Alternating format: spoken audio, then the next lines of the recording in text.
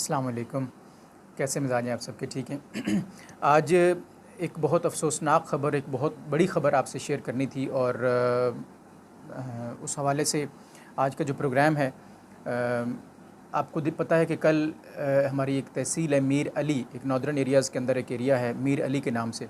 वहाँ पे security forces के ऊपर जो है वो एक बहुत बड़ा हमला हुआ है और उसमें 4 अहलकार जो हैं हमारे 4 जवान शहीद हुए हैं उस हमले के नतीजे में।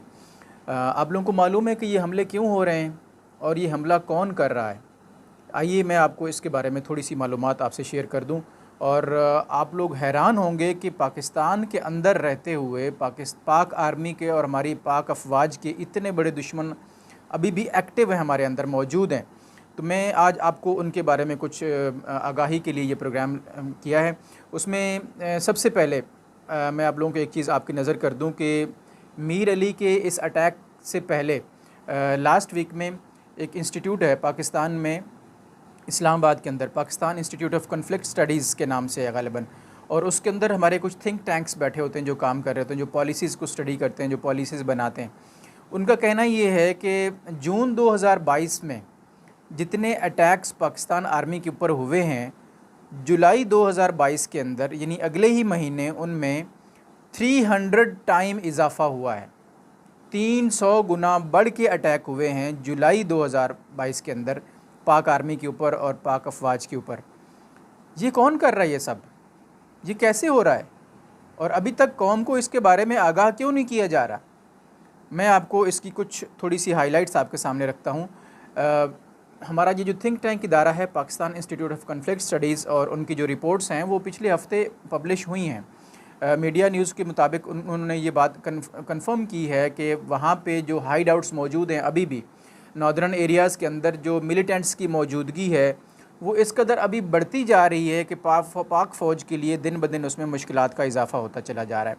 और अभी जो रीसेंट अटैक हुआ है पाकिस्तान आर्मी के ऊपर, एक बहुत बड़ा अटैक था जिसके अंदर उनके कॉन्वाय के ऊपर ख़ुदकुश हमला किया गया और उसके नतीजे में 4 हमारे सिक्योरिटी एहलकार जो हैं वो मौका पर शहीद हो गए और उनमें कुछ ज़ख्मी भी थे जो कि हॉस्पिटलाइज़ किए गए।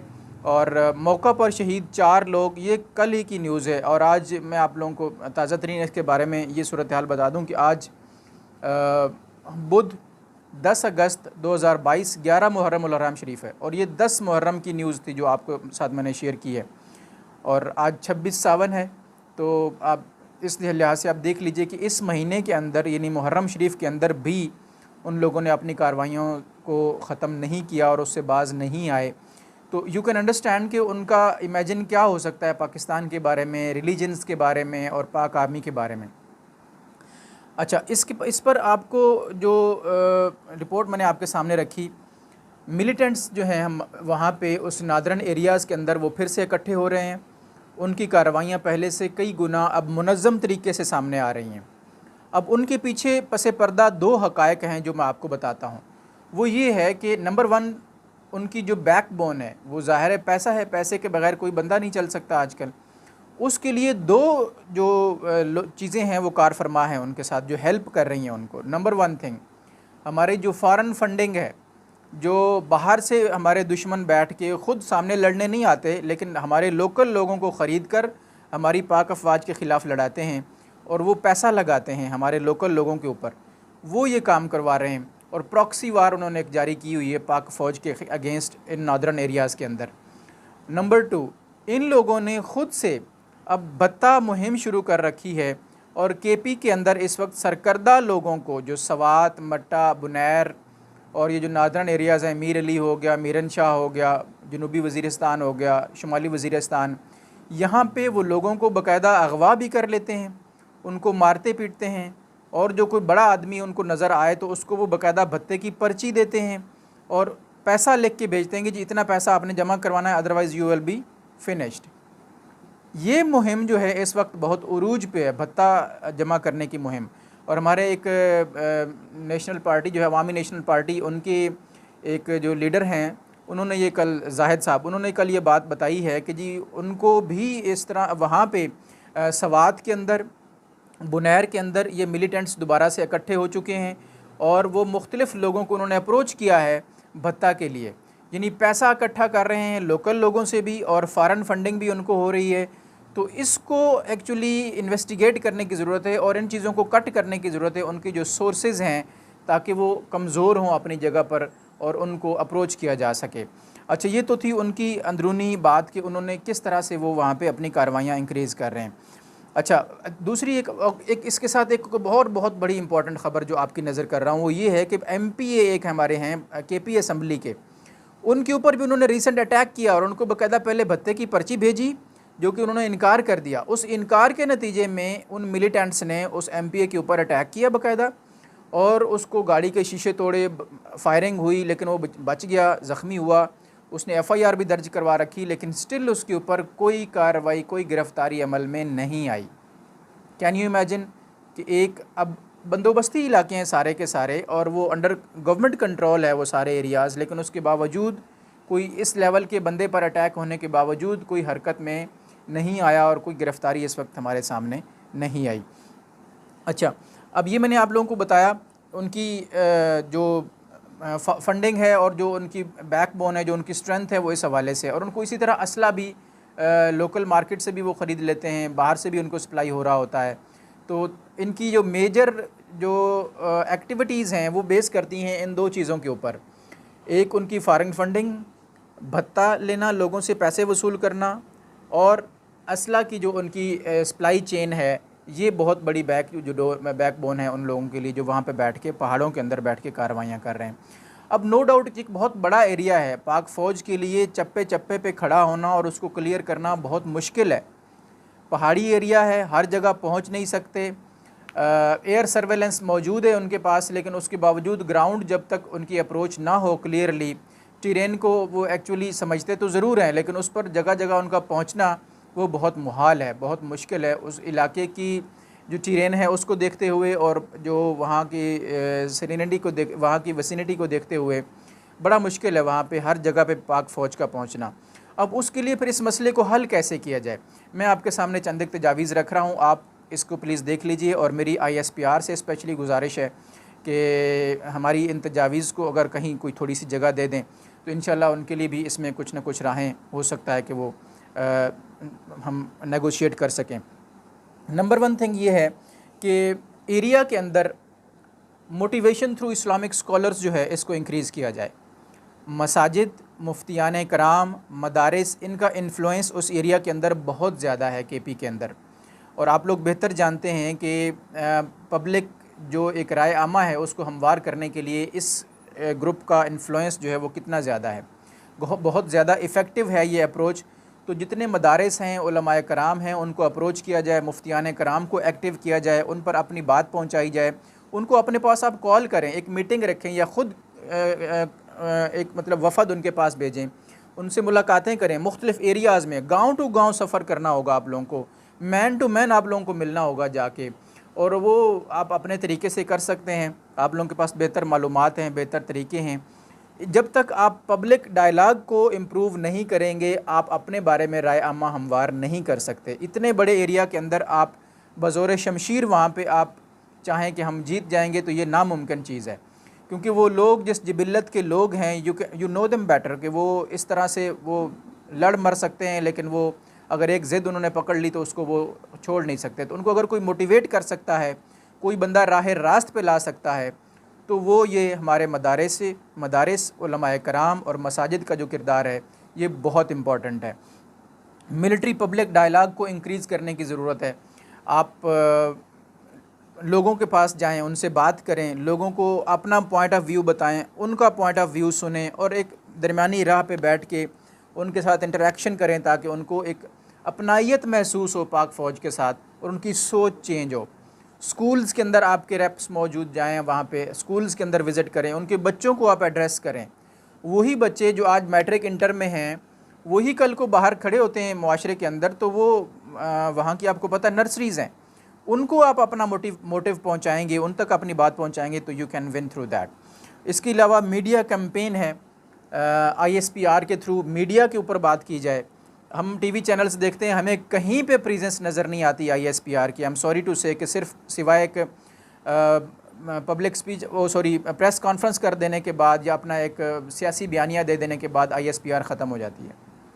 तो मेरी दरख्वास्त है ISPR के सारे करता धर्ताओं से कि जनाब इस मामले को अगर आप डीपली रूट आउट करना चाहते हैं, ख़त्म करना चाहते हैं कि आए रोज़ जो अटैक्स हो रहे हैं पाक आर्मी के ऊपर, हमारा इतना बड़ा नुकसान हो रहा है मुल्क का, वहाँ पे हमारे जवान वहाँ पे शहीद हो रहे हैं, तो इस चीज़ को आप एलिमिनेट करना चाहते हैं तो आपको मीडिया पे आना पड़ेगा, पब्लिक के साथ डायलॉग एक बनाना पड़ेगा, अपने थिंक टैंक्स को ऑपरेट करना पड़ेगा, जो मिलिट्री पब्लिक डायलॉग को जो इनिशिएट करें, उसको इग्नाइट करें और लोगों के साथ अपना एक रब्ता रखें।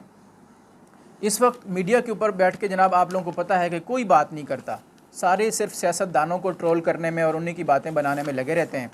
तो मीडिया के ऊपर जो मिलिट्री और पब्लिक की जो बात है उसको सामने लाने की ज़रूरत है।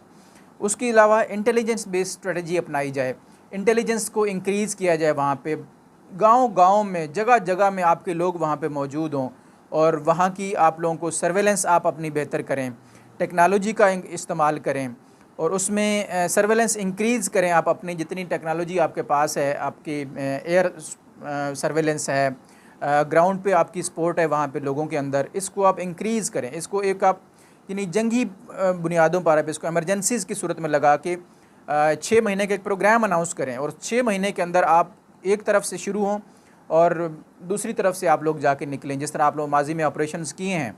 और उन ऑपरेशंस तो वो तो मतलब मिलिट्री ऑपरेशंस थे ना, लेकिन ये ऑपरेशंस थोड़े से डिफरेंट होने चाहिए क्योंकि इंटेलिजेंस बेस्ड ऑपरेशंस हों।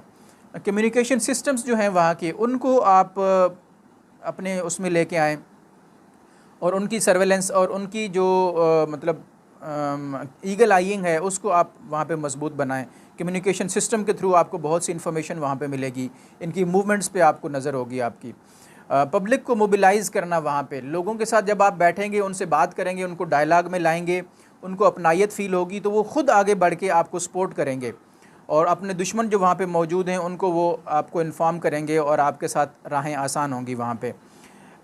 मिलिट्री कॉन्टैक्ट्स को आम किया जाए। मैं इस वक्त बहुत अफसोस से आपको ये बात ये शेयर कर रहा हूँ कि इस वक्त हमारे थाने का नंबर भी पब्लिक के अंदर होटल्स पे या पब्लिक जगहों पे कहीं नहीं लिखा हुआ होता। तो ऐसी जगहों पर हमारे मिलिट्री के नंबर्स तो बहुत ही दूर की बात है अगर किसी को पता हो तो खुदारा इस चीज़ को समझें, इसकी अहमियत को समझें कि मिलिट्री के जो नंबर्स हैं, जो हमारे वहाँ पे MI है, MP है वहाँ की, और उसके अलावा जो वहाँ पे इस तरह की और आप कुछ बनाएं चीज़ें, वहाँ पे लोगों को कॉन्टैक्ट आम करें अपना, कि जहाँ कहीं भी कोई मिलिटेंट नज़र आए, कोई भी लेमैन जो है, कोई बंदा वहाँ पे खड़ा होकर आपको डायरेक्ट कॉल मिला ले। अपनी एक्सेस को आसान बनाएं लोगों के साथ, अपनी एक्सेस जितनी इजी करेंगे आप, इतने लोगों के साथ आपका इंटरेक्शन अच्छा होगा, आपको इन्फॉर्मेशन अच्छी मिलेगी। आप अभी सिर्फ अपने लोगों की इन्फॉर्मेशन पे बेस करते हैं, जो कि काफ़ी नहीं है। आपको सालों लग जाएंगे उस इन्फॉर्मेशन की बेस पे काम करते हुए एरिया क्लियर करने में, जब तक पब्लिक आपके साथ इन्वॉल्व नहीं होगी। और पब्लिक को इन्वॉल्व करने के लिए सोशल मीडिया इंटरेक्शन आपका बहुत ज़रूरी है।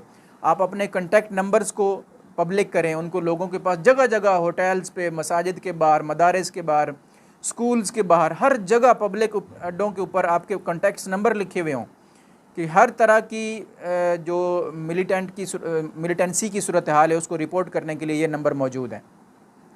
तो विद इन नो टाइम आपकी क्विक रिस्पांस फोर्सेस हों जो विद इन नो टाइम वहाँ पे पहुँचें और उन लोगों को दी हुई इन्फॉर्मेशन के मुताबिक कार्रवाई करें। तो in this way you can control these things. और मिलिट्री कॉन्टैक्ट के साथ साथ बिल बोर्ड्स जो हैं वो हर सिटी के अंदर, वहाँ पे हमें कहीं मिलिट्री की प्रेजेंस बिल बोर्ड्स के थ्रू नज़र नहीं आती ताकि पब्लिक राय आमा हमवार हो सके। आप किसी सिटी का वहाँ पे विज़िट करने नॉर्दर्न एरियाज़ के अंदर कहीं कुछ नहीं लिखा हुआ नज़र आएगा।